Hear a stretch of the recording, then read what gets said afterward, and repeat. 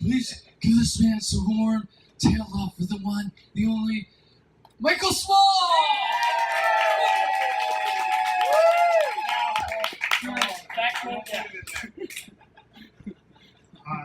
23 years ago, my wife and I made a key decision. After 6 years in San Francisco, we decided we're going back to New York. The thing is, I was never really comfortable on the other coast. I'd be doing something totally normal, like going grocery shopping at midnight, and people would say, "You're from New York, aren't you?" And the fact is, I was kind of insulted by that, because even though I actually have lived in New York about 3 times longer than I've lived anywhere else, I'm from New England. And in New England, we believe that there are 2 reasons why people move to New York. 1, you're starring in a Broadway show. 2, you're mentally ill. That's right. Unfortunately, I am not starring in a Broadway show. I also had some reservations about San Francisco. As a New Englander, I really had enough of all that hippie stuff that has lasted, even though people don't believe it, the hippie stuff is still going on there. The crystals, the astrology, the tofu that comes from some special farm where it's taken out 30 years to make it. And at the same time, there are things about the California world that actually seem, that attitude seems a little bit healthier and a little bit gentler and kinder than the sort of intense New York thing. So I said to Cindy, let's make a pact. When we go back, let's not become those impatient, nasty New York people. Let's hold on to something good from San Francisco, the calm, gentleness. Let's show that you can be people who come here and you can be kind and generous, and you can really be in the big city and be a good person. Unfortunately, the first thing that we did when we got here is we had an appointment with Chase Bank. And the first thing we did is we took every single penny we had and we put it into Chase Bank. And the second thing we did is we tried to get some cash out. And the woman said to us, I'm sorry, it's going to be 3 days before you can get any cash. And I said, no, I'm the one who should say I'm sorry. I didn't explain to you. We gave you a cashier's check, and that's just like cash, so you can give us the cash now. And she said, I know what a cashier's check is. We can't give you any money for 3 days. This was a big problem. We had just agreed to rent an apartment, and we had 4 hours to get the money to the landlord. I thought, well, in a nice, sweet way, I should explain all that, and I explained it to her, and she said, I'm sorry, you still can't get the money. In a tone that was not angry or accusing or anything, I said, can we please speak to your manager? And she had not probably spent 6 years in San Francisco, so I could detect a little bit of New York tone when she said, yes, I'll go get her. Then the manager comes over, I tell my story, the manager says, I'm sorry, you can't get your money for 3 days. So, okay, it's a problem. She's confused. So I tell the story again, and she said, you don't have to tell me the story again. You cannot get your money unless someone gives us money that we can give back to you. You can't get the money. I took a deep, gentle, California-style breath, and I said, who do you think you are? We gave you all our money. You are a thief. You stole our money. I want my money back. You say you're from customer service. This is customer disservice. I am not leaving here until I have my money. Yay, Mike! Well, you can imagine what effect that had. We called Cindy's father, and he sent us money. And then we paid him back when the bank gave us the money 3 days later. You might think this had a happy ending, but Cindy kind of pointed to me and she said, it's been less than 48 hours and I don't think we're living up to our pact. So I said, I'm ashamed. I stooped so low. I don't want to be that person. Cindy, I'm never doing that again. I'm going to be good from now on, and we're going to bring that gentle California vibe to New York. I did pretty well. I tried pretty well. But, sometimes life puts these things in your way. Like, for instance, the other day I was at my friend Walker's house, and he called on the phone. I was outside his house, and he said, I'm driving over, I've got the car. Could you look for a space for me? So who knew? Right in front of this place, there's a space. So I walk out, and I stand in the space. A car drives up, and the window comes down, and inside is this woman. She looks like, she's your Upper West Side, looks, well off, well-educated soccer mom. And she says, what are you doing there? And I said, I'm holding the space for my friend. And she said, that's against the law. Get out of the space. And I said, well, my friend, he's right behind you. He's coming. She said, I don't care if he's in heaven. Get out of the space. And so then she takes the wheel and she turns and she drives into me. I jump off into the curb. My heart's pounding. And I look at her like, are you insane? But she won't catch my eye. So I march up to that door. And I'm just about to let her have it. And then I think, mellow. I'm so mellow. And then I think, like, you know what? You enjoy the space. It's all good. It's yours. I hope you have a good time.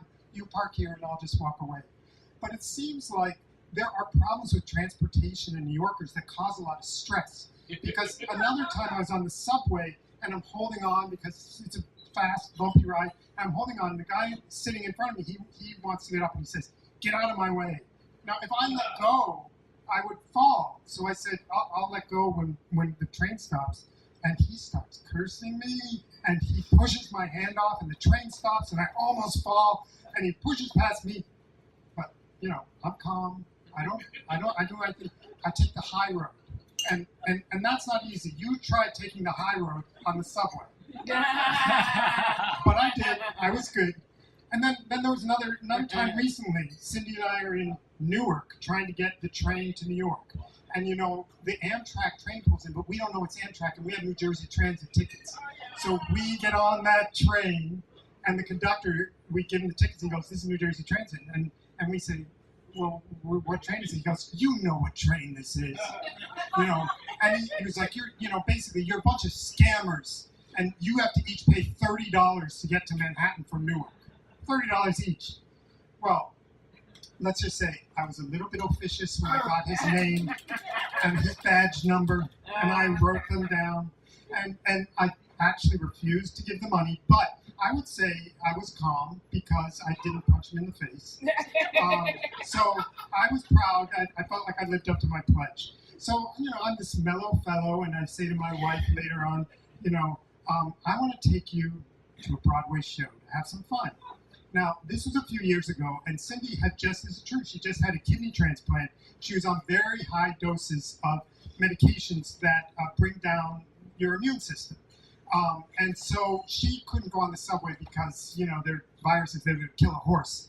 We can only do cabs. So we come out of the show, and of course it's raining. And you know what happens in Midtown when the shows come out and it's raining. People will slit your throat. I'm not going to have that aggression because that's not like me. So I say, here's the trick. We walk west because that's where the cabs come from. Let's walk west and we'll go get a cab. Unfortunately, everybody seems to know the same trick. 100 of us are walking west. And then a magical thing happens.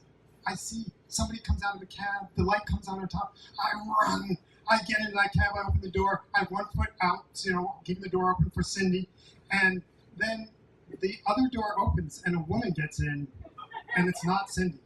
Yeah. And so I say, I'm sorry, this cab is taken. And she says, you ran right past me. You saw this was my cab. You stole this cab from me. And I say, oh no, it's a misunderstanding. I didn't see anybody. I got this cab.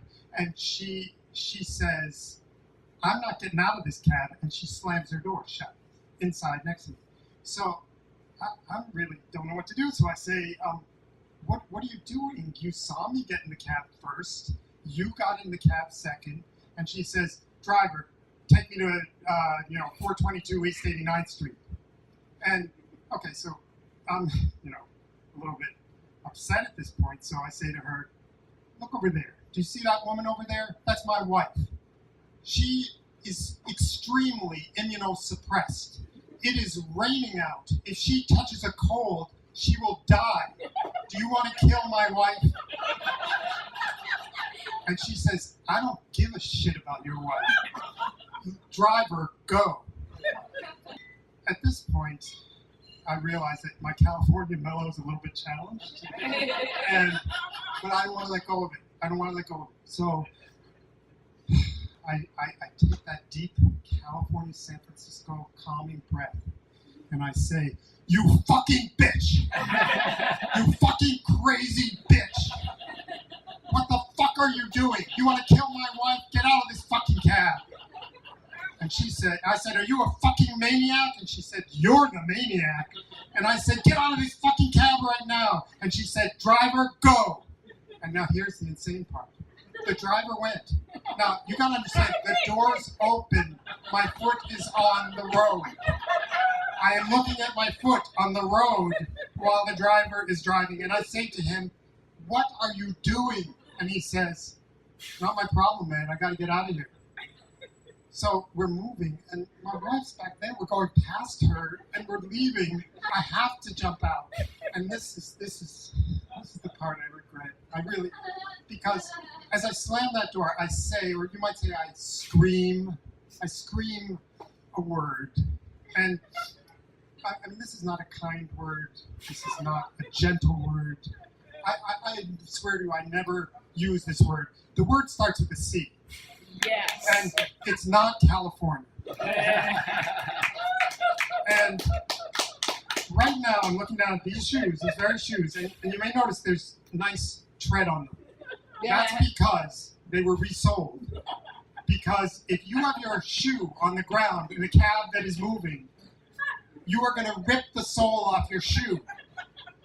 And I look down at these shoes, and what I remember is that I need to walk humbly from now on. I need to remember my calm California side. And I think there's a lesson in it for all of you too. Because right there, the one with the curly hair over there, that's my wife. And there you go. And if one of you were to go over there and give her some trouble, or you, any of you, and you were to give her some trouble, I would take a very deep, gentle California breath. And then I would rip your fucking head off.